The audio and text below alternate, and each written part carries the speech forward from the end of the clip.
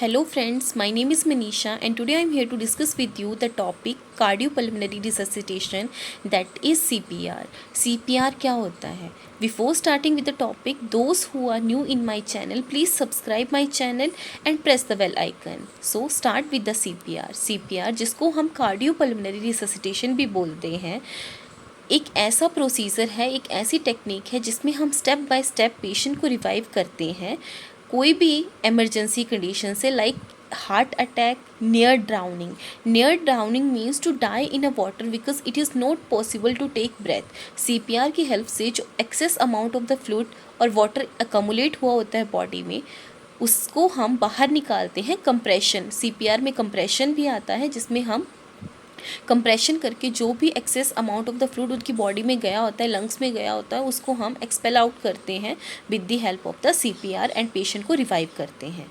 ठीक है, अब डेफिनेशन में क्या आएगा?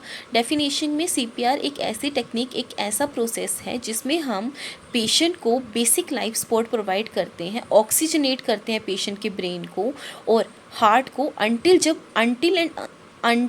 Appropriate and definitive medical treatment patient को ना मिल जाए तब तक हम पेशेंट के ऑक्सीजन की डिमांड को फुलफ़िल करते हैं, पेशेंट के हार्ट को रिस्टोर करके रखते हैं, ब्लड सप्लाई को रिस्टोर करके रखते हैं। जब तक पेशेंट अगर हॉस्पिटल में पेशेंट पहुंच गया है तो हम पेशेंट को वेंटिलेटर पे ना रख दें, तब तक हम पेशेंट की हेल्थ को रिस्टोर करके रखते हैं। मीन्स जो सीपीआर है एक ऐसा प्रोसीजर है जिसमें हम पेशेंट को रिवाइव करते हैं।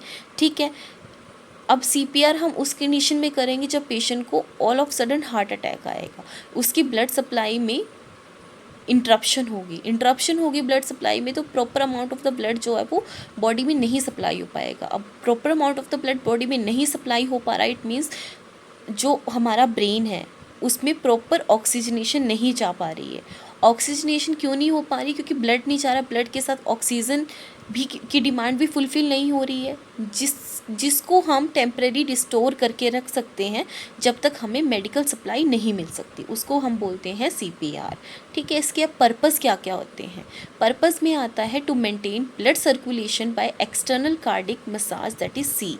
इसमें हम 3 चीज़ें आती हैं। CAB ये किसने दी थी? अमेरिकन हार्ट एसोसिएशन ने दिया था CAB। सी मीन्स सर्कुलेशन, कि पेशेंट की हमने सर्कुलेशन को मेंटेन करना है ताकि प्रॉपर ब्लड की सर्कुलेशन हो और बीच में इंटरप्शन ना आए, ताकि पेशेंट के कोई भी ऑर्गन्स में नुकसान ना हो। ठीक है, ए से आगे एयरवे को हमने क्लियर करना है, ओपन करना है, ताकि कोई भी एयरवे में इंटरप्शन ना आए, प्रॉपर ऑक्सीजन और CO2 का एक्सचेंज प्रॉपर अमाउंट में होता रहे। To maintain breathing by external ventilation and to save life of the patient and to provide basic life support till medical and advance life support arrives. ठीक है, हमने तब ये प्रोसीजर एक ऐसा प्रोसीजर है जिसमें हम पेशेंट की लाइफ को सपोर्ट करते हैं जब तक कोई पेशेंट को एडवांस लाइफ सपोर्ट ना मिल जाए और पेशेंट हॉस्पिटल तक ना पहुंच जाए, तब तक हम सीपीआर पेशेंट में परफॉर्म कर सकते हैं। ठीक है, then next is indication means हम किन किन पेशेंट में ये चीज़ कर सकते हैं? जिन पेशेंट में कार्डिक अरेस्ट हो रहा हो, जैसे कि वेंट्रिकुलर फिब्रिलेशन, वेंट्रिकुलर टैकीकार्डिया। अब वेंट्रिकुलर फिब्रिलेशन क्या होता है?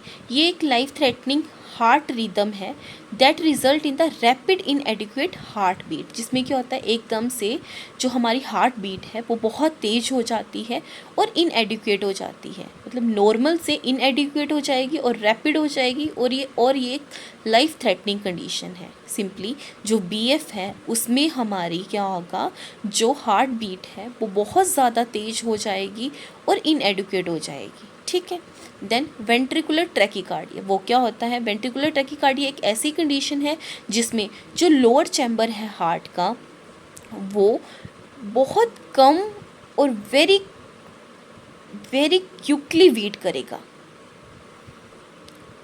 बहुत ज़्यादा, मतलब क्विकली बीट करेगा, बहुत तेज़ी से बीट करेगा, उसको हम बोलते हैं ventricular tachycardia.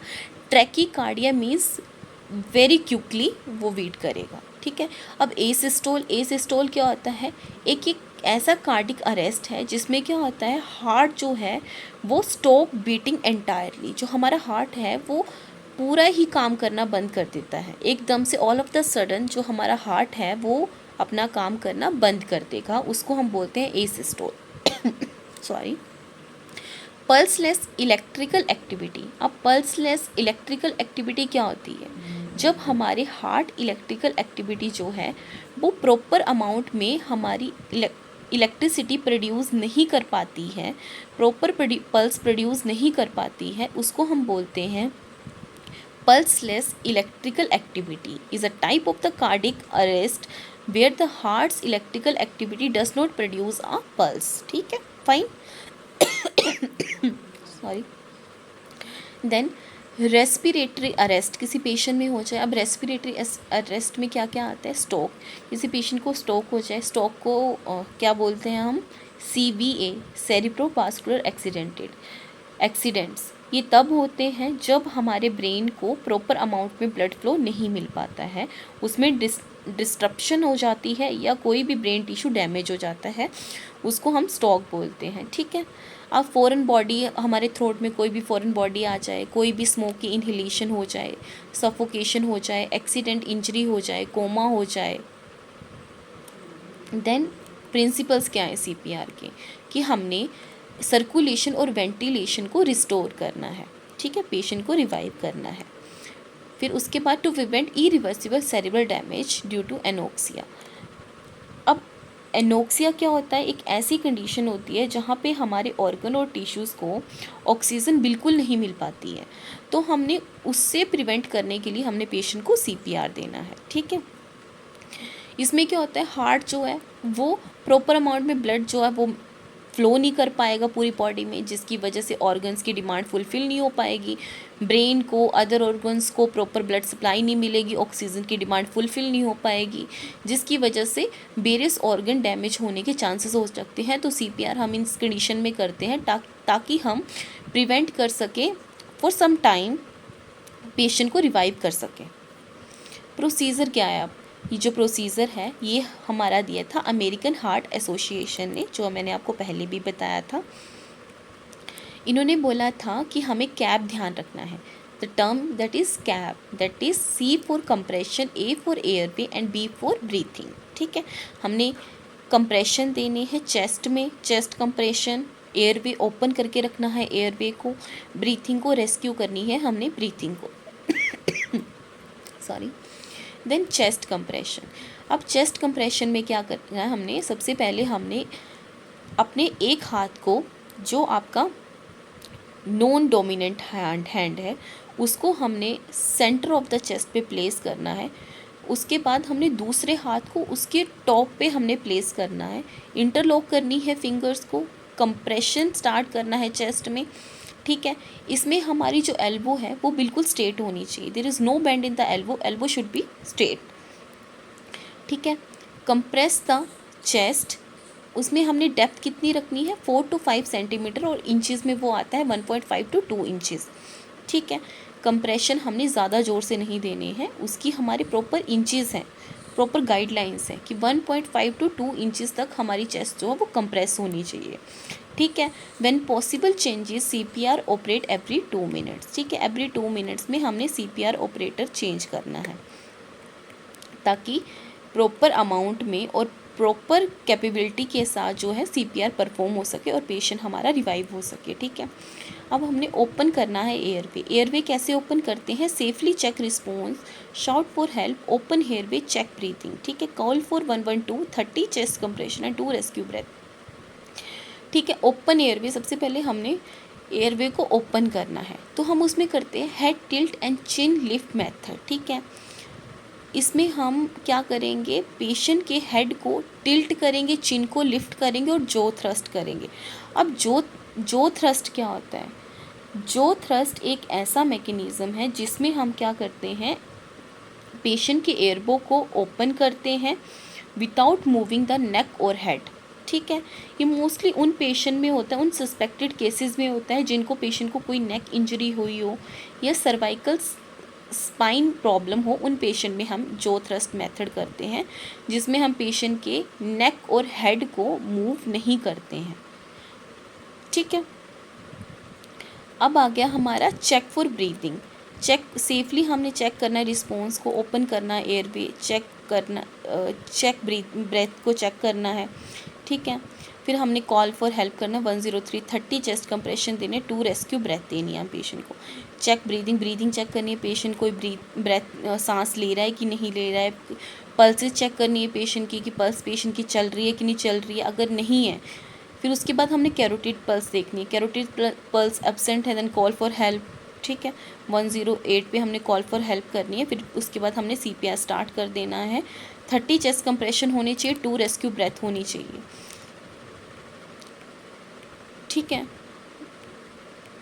Do not confuse agonal breathing with normal breathing. हमने कन्फ्यूज़ नहीं होना है एगोनल ब्रीदिंग को नॉर्मल ब्रीदिंग के साथ। अब एगोनल ब्रीदिंग क्या होती है? एक ऐसी ब्रीदिंग है जिसमें लाइफ थ्रेटनिंग कंडीशन होती है और इमीडिएटली ट्रीटमेंट की नीड होती है। ठीक है, तो हमने इसमें कंफ्यूज नहीं होना है। ठीक है, उसके बाद हमने occurred shortly after the heart stop in up to 40% of the cardiac arrest describe as barely heavy noisy और गैस्पिंग ब्रेथ। जो एगोनल ब्रीदिंग होती है उसको हम गैस्पिंग ब्रीदिंग भी बोलते हैं। ठीक है, अब पॉसिबल कॉम्प्लिकेशंस क्या क्या आ सकती हैं? कोई भी कॉरोनरी वेसल्स इंजरी हो सकती है, डायफ्राम इंजरी की वजह से, हीमोपेरिकार्डियम। अब हीमोपेरिकार्डियम क्या होता है? हीमोपेरिकार्डियम एक लाइफ थ्रेटनिंग कंडीशन है जिसमें क्या होता है, जो ब्लड है अकोमुलेट हो जाता है हार्ट के पेरिकार्डियल सैक में। ठीक है, उसके बाद आ गया हमारा हीमोथोरैक्स। ठीक है,